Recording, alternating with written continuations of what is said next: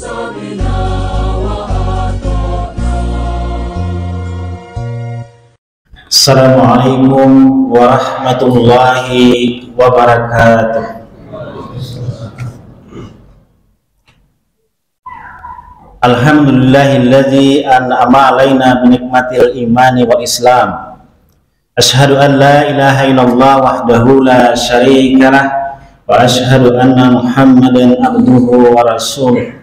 Allahumma salli ala Muhammad wa ala alihi wa sahbihi ajma'in, amma ba'd. Pertama-tama marilah kita panjatkan syukur kepada Allah Subhanahu wa taala yang selalu memberikan kepada kita nikmat yang banyak, terutama nikmat iman dan nikmat Islam. Itu harus kita syukuri, karena itulah sesuatu yang sangat penting dalam hidup kita. Kita harus bersyukur. Dengan bersyukur insya Allah akan diberikan Allah rezeki yang berlimpah. La in syakartum la azidannakum wa la in kafartum inna azabi lasyadid. Siapa yang bersyukur pasti akan ditambah oleh Allah Subhanahu wa taala, dan yang kufur maka azab Allah sangat pedih. Salam dan salam selalu kita ucapkan kepada junjungan kita Nabi besar Muhammad sallallahu alaihi wasallam beserta para sahabat dan pengikutnya serta orang-orang yang memperjuangkan sunnahnya hingga yaumul qiyamah. Bapak Ibu yang sama-sama dirahmati Allah Subhanahu wa taala, malam hari ini sambil belajar bagi saja mama, ketika Rasulullah Shallallahu Alaihi Wasallam itu duduk-duduk beserta para sahabat di dalam majelis ilmu dalam masjid. Tiba-tiba Rasulullah Shallallahu Alaihi Wasallam itu menuju sebuah pintu dan berkata, sebentar lagi kita akan datang kepada kalian ahli surga. Tak lama kemudian muncullah seorang laki-laki dengan wajah yang bercahaya, wajah yang jernih. Ia pun salat dan duduk menyimak tausiah atau ceramah Rasulullah Shallallahu Alaihi Wasallam. Pada hari berikutnya Nabi Muhammad Shallallahu Alaihi Wasallam bersabda lagi, sebentar lagi akan datang kepada kalian ahli surga. Kemudian muncullah laki-laki itu pulang, muncul di lawang ya Allah. Muncul itu pulang orangnya, lalu duduk salat dan menyimak ceramah-ceramah Rasulullah SAW. Pemandangan ini terjadi sampai 3 kali berturut-turut. Pada akhirnya memancing atau membuat para sahabat itu penasaran. Penasaran, merama ya Allah, lagu merama penasaran dengan seorang pemuda, ada seorang laki-laki, dengan apa yang menyebabkan dia ini sebagai ahli surga.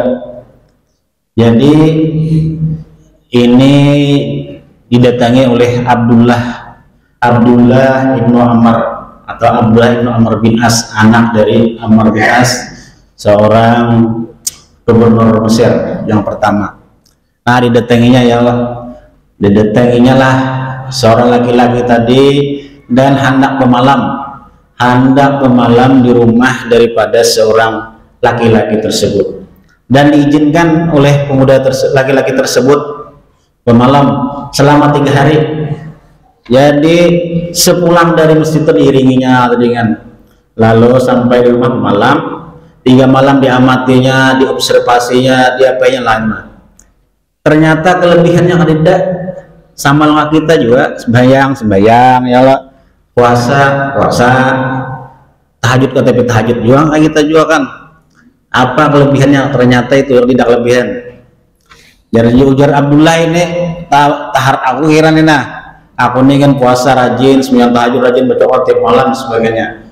Nah, jadi tidak ada ditemukan kelebihan dari seorang laki-laki tersebut. Ketika Muhammad bulik bepadah, ya kan, Abdullah ini bepadah. aku ini malam ini hanya mengobservasi apa gerangan amalan yang saudara lakukan sehingga Rasulullah SAW tersebut bersabda 3 kali bahwa antum ini kan sebagai penghuni atau ahli surga. Jadi jadi apa yang kita melihat itu panggap gawe juri kayak orang jual, makan kayak orang, kita juga orang tidak ada kelebihan yang kalau dibandingkan dengan Abdullah, tak bagus Abdullah kira ibadahnya daripada laki-laki tersebut. Jadi sebelum ulik, anak ulik ini kan pamit ke sana. Jadi bepadah sidin aku ini ada amalannya di sidin. Amalan aku ini hanya aku tidak pernah iri dan dengki kepada seorang muslim pun atas kebaikan yang dianugerahkan Allah Subhanahu wa taala kepada orang tersebut. Aku tidak tidur tanpa rasa benci dan dendam kepada siapapun di hati. Nah itu juga insiden kan ada iri, ada dengki, pokoknya dendam ada. Nah jadi Abdullah mungkin itu yang menyebabkan jadi ahli surga ini. Jadi tidak iri, tidak dengki, tidak dendam, maupun benci kepada sesama umat manusia. Itu yang menyebabkan pemuda tersebut menjadi ahli surga. Mudah-mudahan kita bisa mengikutinya. Jadi dengki ini kan adalah penyakit hati. Kalau dalam bahasa itu dengki itu adalah apa itu ya lah, perbuatan atau sifat yang terlarang atau tercela, bisa merusak hubungan antara sesama manusia. Jadi dalam hadis Rasulullah SAW itu kan, jauhilah oleh kalian sifat dengki, karena sungguhnya dengki itu dapat memakan kebaikan seperti api memakan kayu bakar. Hadis riwayat Abu Daud. Dan hadis yang lain, jangan kalian saling mendengki, jangan saling memutuskan tali silaturahmi, jangan saling membenci, jangan saling pula berseteru. Hadis riwayat Bukhari dan Muslim. Jadi dengki ini harus kita hindari. Iri dan dengki ini akan bisa menimbulkan permusuhan, menimbulkan kebencian, kesombongan dan sebagainya.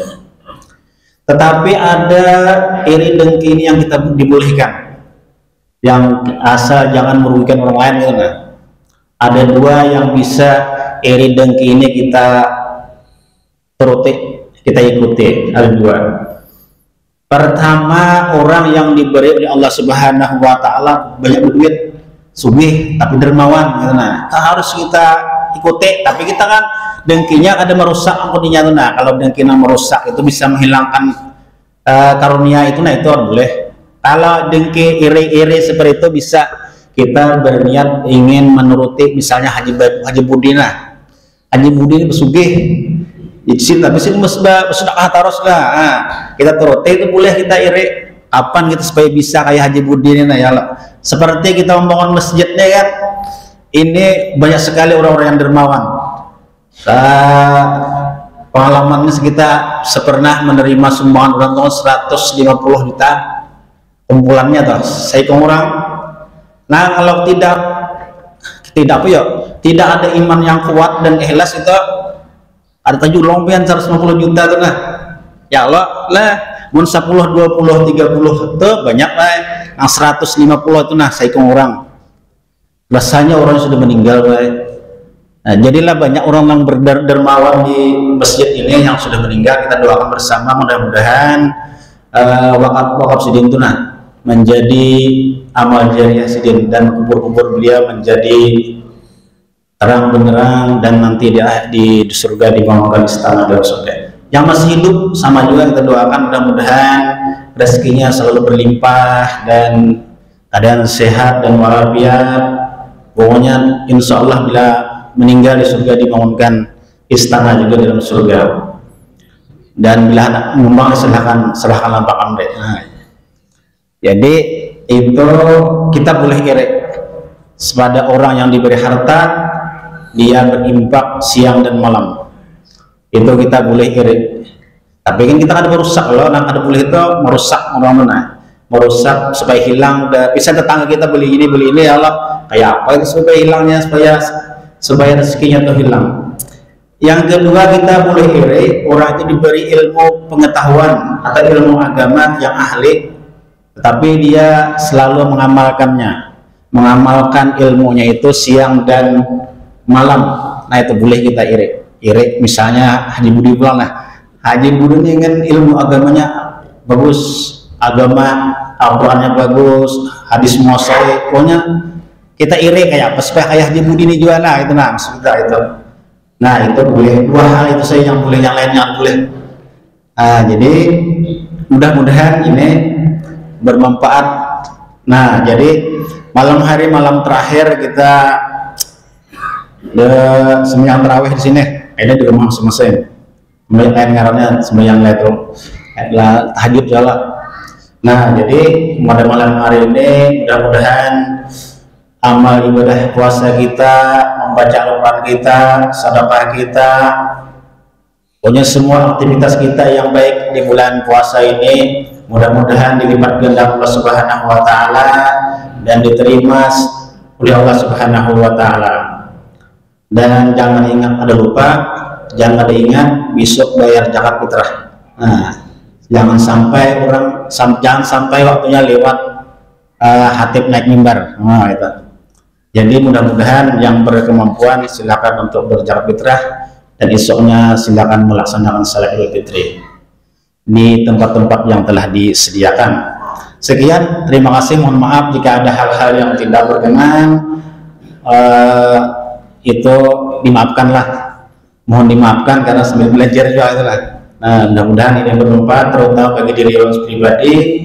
Mudah-mudahan kita dapat mengendalikan atau menghilangkan salah satu penyakit hati, yaitu iri dan dengki ini. Tapi yang bagus tadi dituruti, nang dermawan, nang ilmu yang tinggi dituruti. Sekian, terima kasih. Assalamualaikum warahmatullahi wabarakatuh.